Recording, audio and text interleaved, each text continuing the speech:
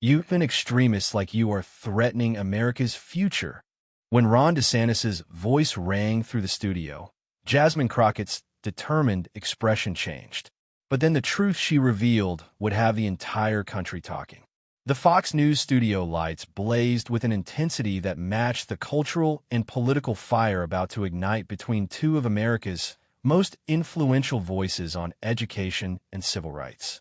It was a frigid January evening in 2026, and what was supposed to be a routine discussion about educational policy was about to become the most explosive revelation about systemic racism in American schools. Jasmine Crockett, 42, sat poised in her vibrant yellow blazer that seemed to radiate confidence, her natural hair styled in elegant locks, eyes sharp with the kind of legal precision that had made her one of the most effective questioners in Congress. Across from her, Ron DeSantis, 47, adjusted his navy blue tie with the calculated confidence of someone who had built his entire political brand on cultural warfare, his perfectly styled brown hair and rigid posture radiating the authoritarian energy that had made him both a conservative hero and a liberal nightmare. The moderator, Fox News anchor Martha McCallum, had introduced this as a discussion about educational excellence and parental rights. But everyone in that studio sensed they were about to witness something far more explosive than policy debate. The audience of 200 invited guests represented the heart of America's education wars. Parents, teachers, school board members, education policy experts, and political activists who lived for moments when the veneer of civility broke down and true ideologies emerged. Social media was already buzzing with anticipation as the hashtag Jasmine versus DeSantis began trending before the debate even officially started. What none of them knew was that Jasmine had spent months investigating something that would shake the education establishment to its core. Hidden in her briefcase was evidence so damaging it would expose a systematic conspiracy to maintain racial segregation in American schools, a cover-up so massive it would force the country to confront the reality that the civil rights era had never truly ended. Before we dive into this incredible story, hit that like button and subscribe so you don't miss any of the explosive political drama we cover. Trust me, you won't want to miss what happens next. This wasn't just another political debate. This was the moment when America's education divide collided with its deepest racial tensions, live on national television. Ron DeSantis had spent the months leading up to this debate positioning himself as the ultimate defender of parental rights and educational excellence.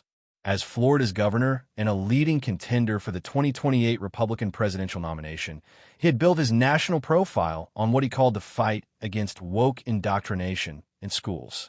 At 47, he stood 5 feet 9 inches with the kind of rigid military bearing that reminded everyone of his Navy service. But his political success had come from his ability to weaponize cultural grievances into electoral victories. DeSantis's supporters saw him as the only politician brave enough to stand up to what they viewed as the systematic brainwashing of American children by liberal educators. His Don't Say Gay law, his attacks on diversity and inclusion programs, and his campaign against critical race theory had made him a hero to conservative parents who felt their values were under assault. He had positioned himself as the defender of normal American families against the radical left's attempt to sexualize and radicalize their children. But behind DeSantis's public crusade for educational purity lay something much darker and more calculated. His private communications revealed a man who understood exactly what he was doing, using coded language about parental rights and educational excellence to advance a systematic campaign of racial and cultural exclusion. He viewed education not as a path to opportunity, but as a battlefield in a zero-sum cultural war. Tonight, those private motivations would be exposed in devastating detail. Jasmine Crockett represented everything DeSantis's base had been taught to fear.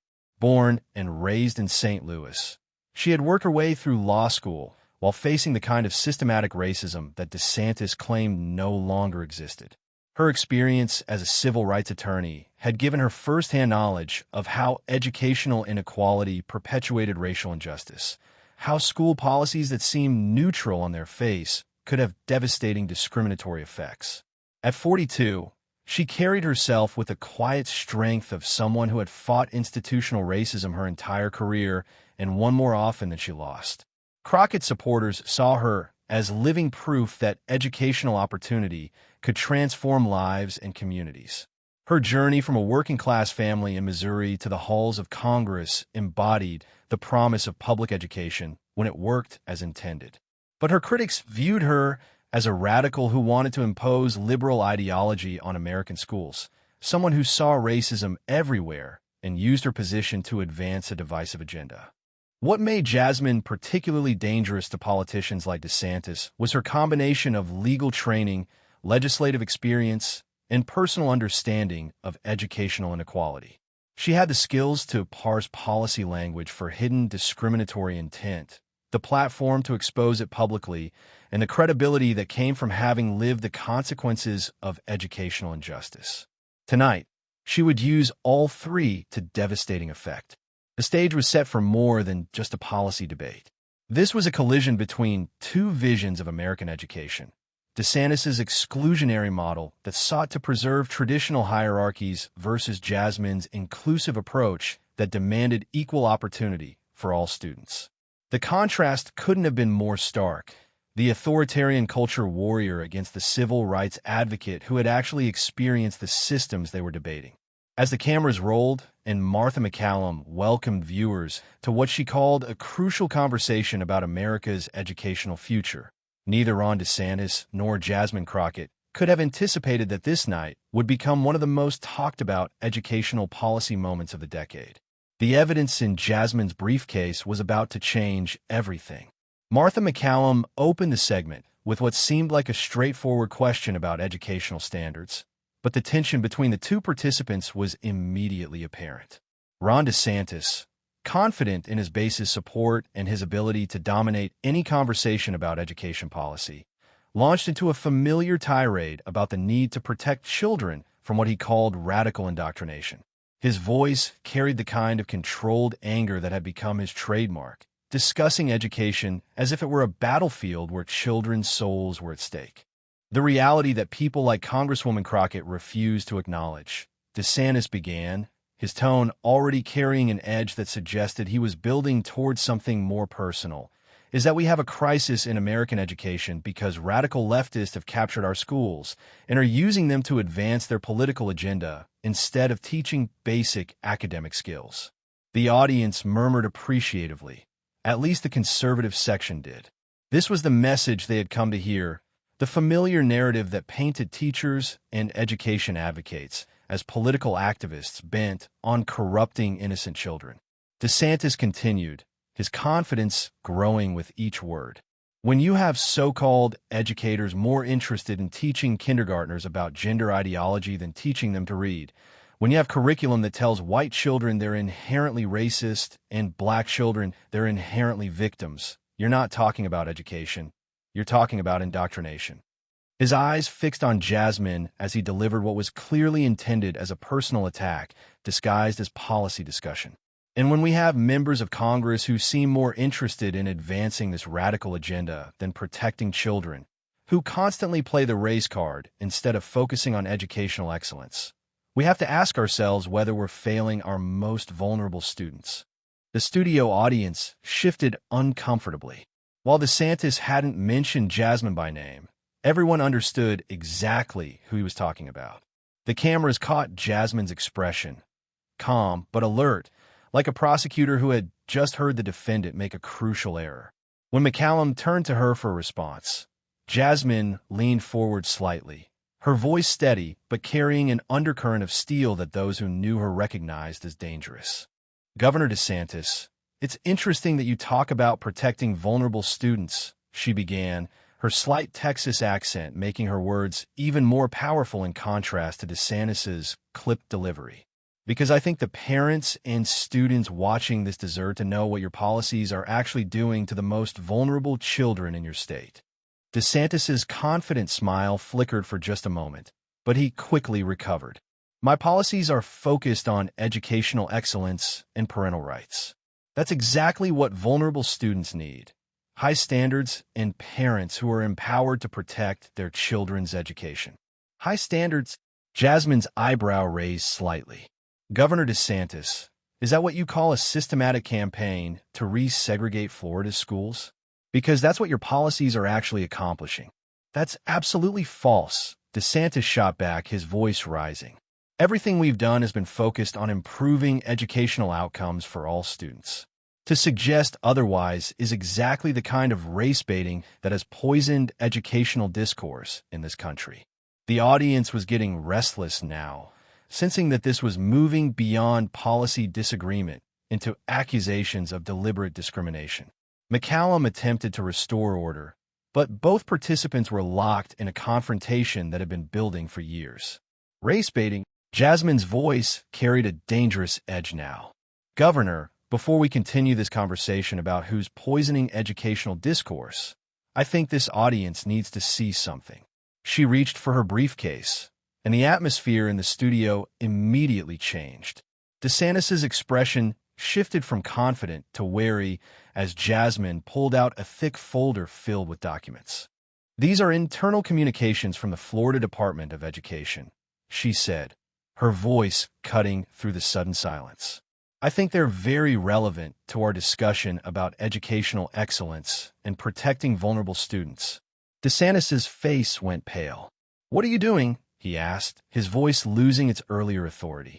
I'm about to show this audience exactly what your educational policies are designed to accomplish, Jasmine replied, opening the folder. And I think everyone watching deserves to know the truth about the deliberate resegregation of Florida schools. The studio fell completely silent. Even McCallum looked surprised by this unexpected turn. The cameras zoomed in on both participants. DeSantis's face a mixture of panic and anger. Jasmine's expression calm but determined. This is Internal Memo 2024 to 1247 from the Florida Department of Education. Jasmine continued, pulling out a document marked with official state letterheads.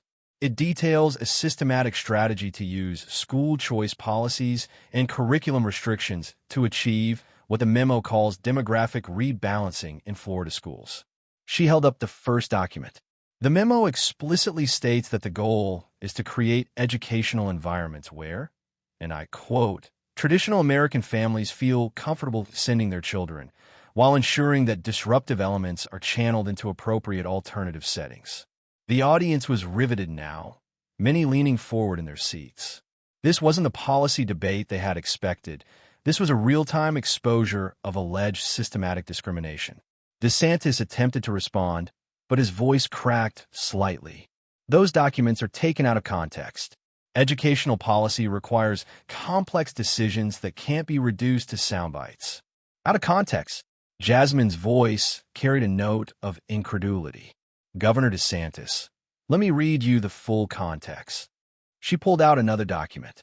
This is Communication Protocol 2024-0892, showing how your administration coordinates with private school administrators to ensure that school choice vouchers are directed toward what they call demographically compatible families.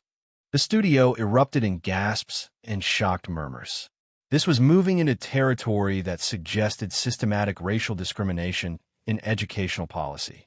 The communication shows your office actively working to steer white families towards certain schools while directing families of color toward what the documents call culturally appropriate alternatives. Jasmine continued, her voice steady despite the explosive nature of what she was revealing. This isn't about educational excellence, Governor. This is about racial segregation disguised as school choice. DeSantis's composure was cracking visibly now. The confident education reformer who had entered the studio was being replaced by someone who looked genuinely frightened by what was being exposed. This is a political hit job, he managed to say, his voice lacking any of its earlier authority. You're taking internal planning documents out of context to serve your own narrative. Internal planning documents? Jasmine held up the papers. Governor, these are official state communications detailing a systematic effort to maintain racial segregation in Florida schools. The only context that matters is that you're using public resources to advance a discriminatory agenda.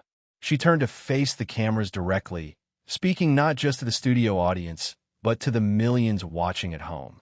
What we're seeing here is exactly what civil rights advocates have been warning about for years. We have politicians who use coded language about parental rights and school choice to hide systematic efforts to roll back the educational gains of the civil rights movement. The audience was completely silent now, hanging on every word. Governor DeSantis talks about protecting vulnerable students, but his own documents show that he's systematically working to segregate those students into separate and unequal educational systems based on their race and family background. She pulled out yet another document. This is Assessment Report 2024-1445.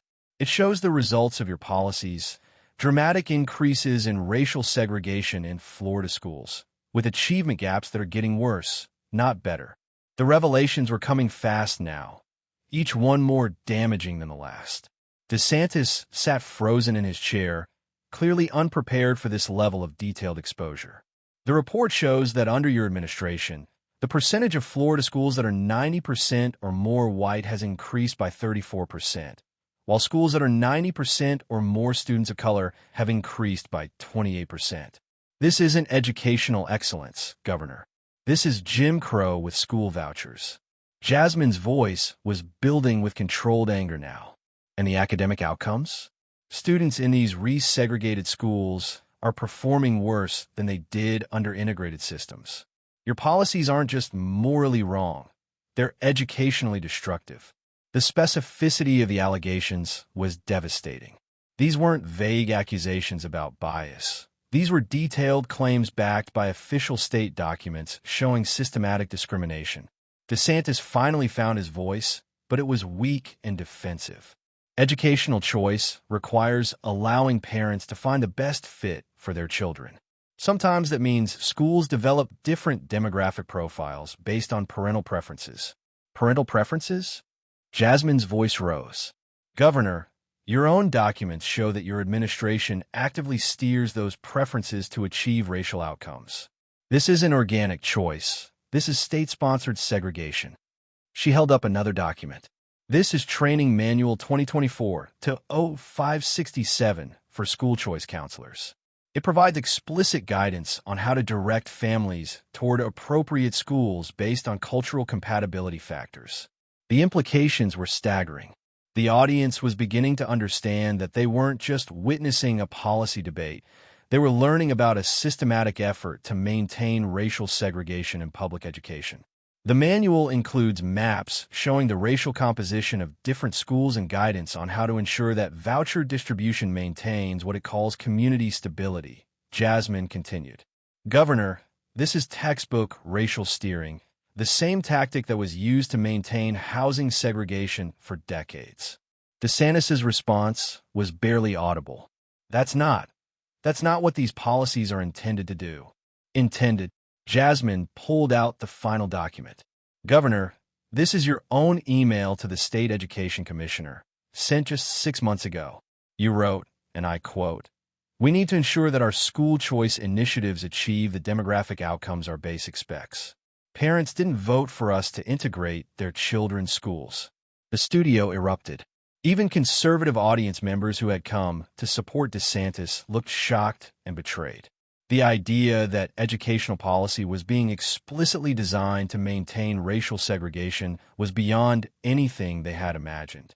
Jasmine stood up now, her presence commanding the entire studio. This is what we're fighting against in American education. Not just bad policies, not just misguided priorities, but active efforts to undo the progress of the civil rights movement and return a separate and unequal education. She turned back to DeSantis, who was slumped in his chair, looking like a man whose entire political future had just evaporated. You want to talk about protecting vulnerable students, Governor? You want to talk about educational excellence? Your own documents show that you're systematically working to deny both to students of color. You're using taxpayer money to maintain racial segregation in the 21st century. The cameras caught the faces of individual audience members, teachers who looked horrified, parents who seemed betrayed, education advocates who appeared vindicated but saddened by the confirmation of their worst fears. The worst part, Jasmine continued, her voice now carrying the full weight of her legal training and civil rights experience, is that you're destroying educational opportunities for all students. Research shows that integrated schools benefit everyone. White students, students of color, all children learn better in diverse environments. She gestured toward the audience. These parents trusted you when you said you were fighting for educational excellence, but you were actually fighting to maintain educational apartheid. The contrast was stark and devastating. Here was Jasmine, a civil rights attorney who understood both the law and the lived experience of educational discrimination, exposing the systematic racism of someone who had used coded language to hide his true agenda. "You want to know the difference between us, Governor?" Jasmine asked, her voice steady but powerful. "I've actually experienced the kind of educational discrimination you're working to maintain. I know what it's like to be told that separate can be equal, and I know that it never is." She paused, letting her words sink in. "I became a member of Congress to fight for policies that would give every child, regardless of their race, their zip code, or their family's income, access to a quality education. You became governor to make sure that only certain children have access to that opportunity." The audience was completely silent now, many looking genuinely shaken by what they had learned.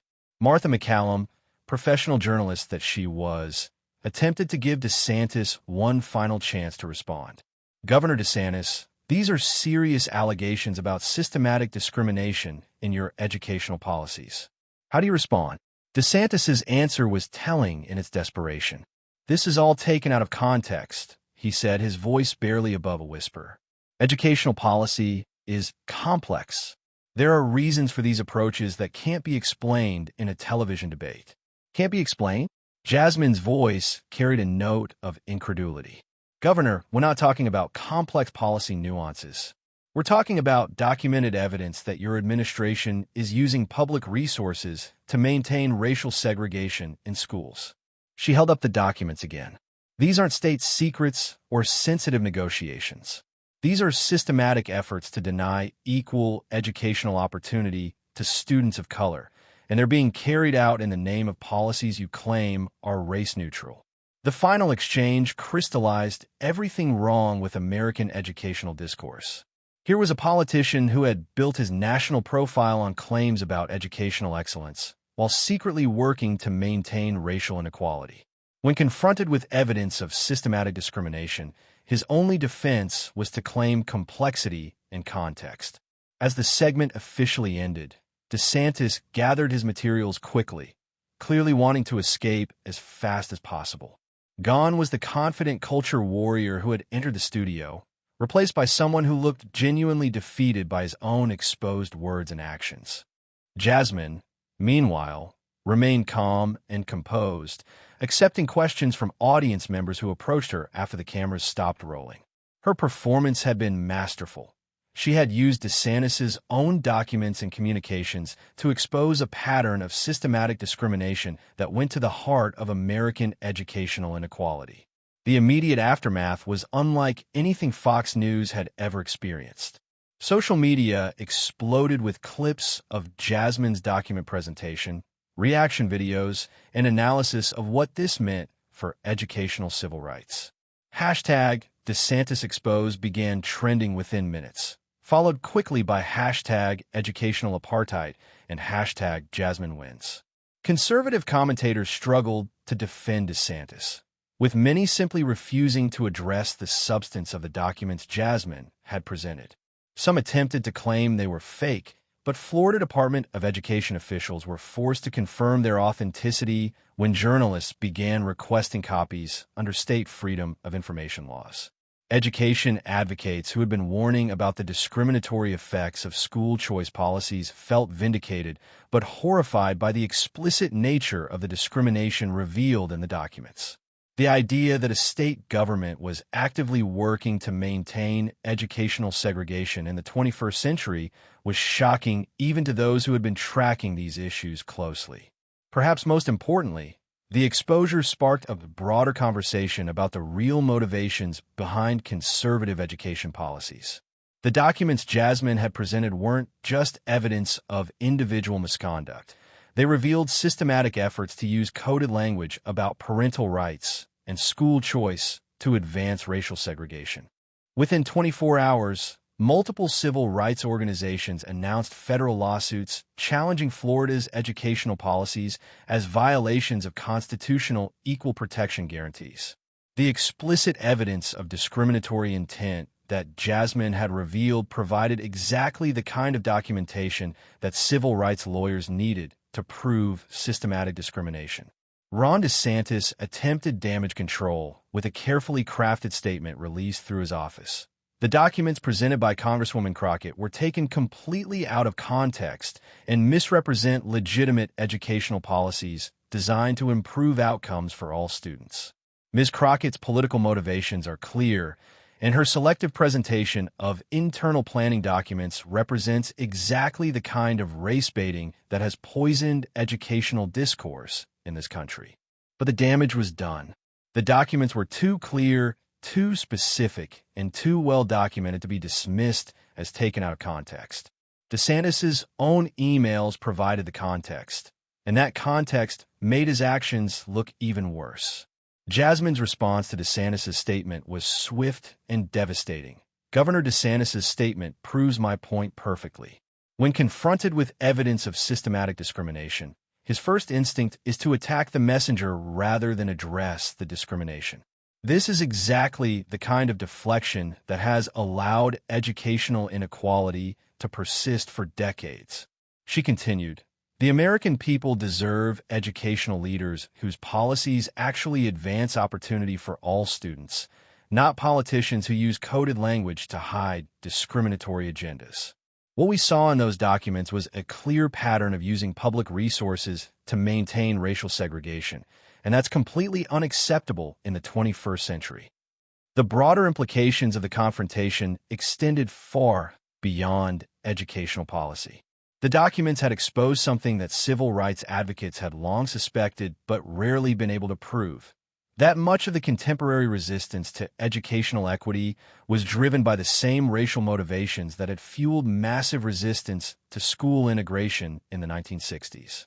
It also highlighted the importance of having authentic civil rights voices like Jasmine in positions of power, people who understood both the legal frameworks and the lived experience of educational discrimination.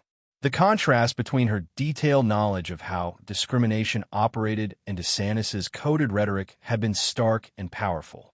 For many Americans, the confrontation served as a wake-up call about the ongoing relevance of civil rights enforcement in education. The revelation that a major state was actively working to maintain educational segregation in 2025 forced a national conversation about how much progress had actually been made since the civil rights era. The debate also demonstrated the power of documented evidence in exposing discrimination. Jasmine's success hadn't come from rhetorical skill or moral arguments alone. It had come from systematically presenting official documents that proved discriminatory intent in DeSantis's own words. 3 months after the confrontation, Ron DeSantis's presidential campaign was effectively over before it began. The revelations about systematic efforts to maintain educational segregation had destroyed his credibility with moderate voters while failing to energize his base, who were uncomfortable with the explicit nature of the discrimination that had been exposed.